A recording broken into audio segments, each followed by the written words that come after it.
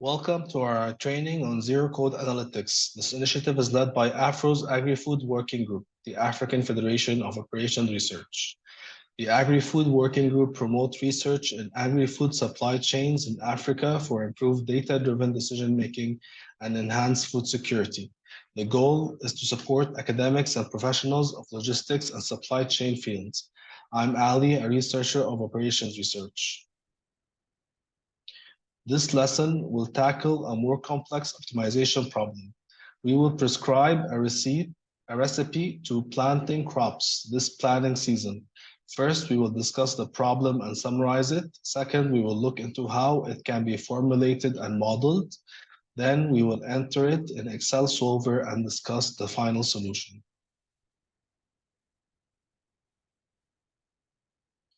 The image explains the problem. We have 3 crops to plant in our farm. We need to decide how many acres to plant of the 3 crops.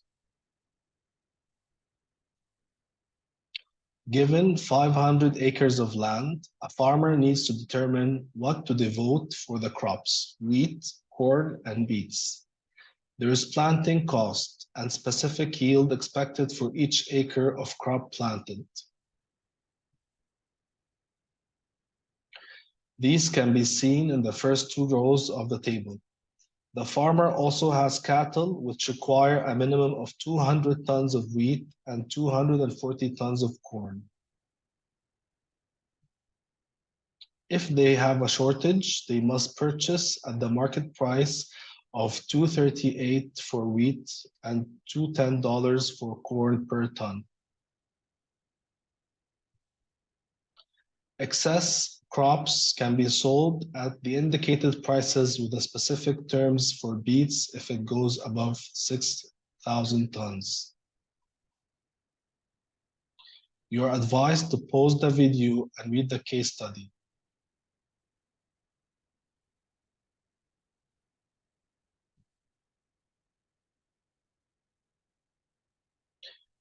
First, we determine our decision variables, those of acres to plant for each crop, sold tons for each crop, and purchased tons for wheat and corn. This is a multi-objective optimization problem between expenses and revenue. We want to minimize our costs and maximize our profits. Both will work well since we will just switch the sign to meet the objective function we use. The constraints then revolve around the acres available. Minimum requirement of 500 acres for wheat, minimum requirement of wheat and cost quota on sugar beet sales at regular rate and discounted rate. Notice here how we express the formulas. We indicated crop yields as a coefficient of acres, x1 to x3, so that the yield plus purchased y variable, sold w variable, has to meet the minimum criteria for both wheat and corn.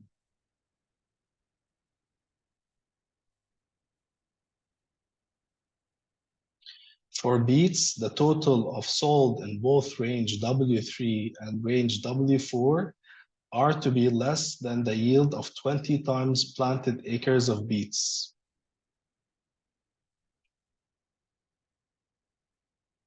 And W3 has to be less than 6,000, so that when it goes above 6,000, W4 variable gets activated and it is associated cost in the objective function value is counted for with the price of 10.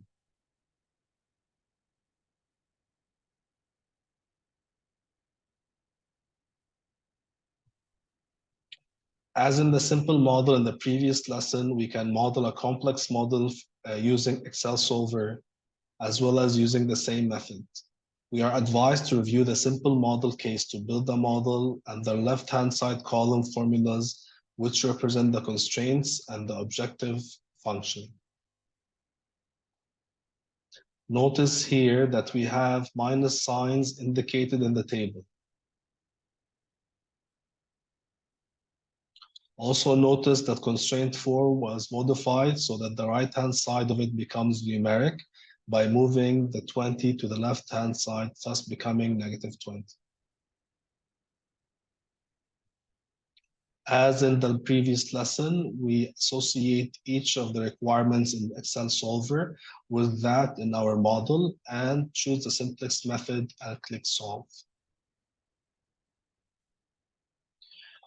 The final solution of the model indicates exactly how many acres to plant for each crop.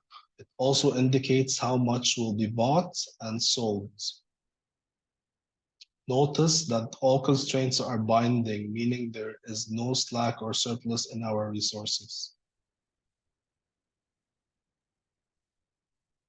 So we can see here that we are going to plant 120 acres of wheat, 80 acres of corn, 300 acres of sugar beets. Those are going to yield 300, 240, and 6,000 from the given parameters in the problem. And we are going to sell 100 units, 100 tons of wheat and 6,000 tons of sugar beets. Notice that we don't go above the 6,000 tons sales permitted for sugar beets. Thank you for choosing to learn with us. Stay tuned for more on zero-code supply chain analytics.